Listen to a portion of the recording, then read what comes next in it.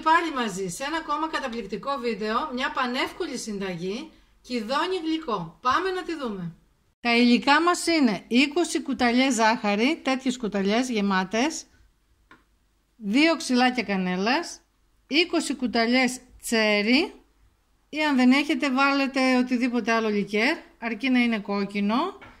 Και εδώ έχουμε 4 κιδόνια κομμένα σε φέτες και πλυμμένα. Ρίχνουμε τη ζάχαρη. Βάζουμε την κανέλα και ρίχνουμε το τσέρι, το οποίο είναι λικέρ βύσσινο.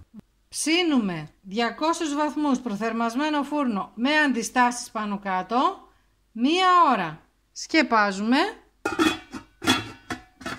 Εάν δεν έχετε ταψί με καπάκι, γάστρα οπωσδήποτε. Έτοιμο το γλυκό μας, για να δοκιμάσουμε. Τελείω πανεύκολο, πολύ γρήγορο, με σίγουρη επιτυχία. Διατηρήστε το όσο θέλετε σε γυάλινο βάζο στο ψυγείο. Αυτά, φίλοι μου, για σήμερα. Την άλλη εβδομάδα πάλι μαζί. Γεια σας!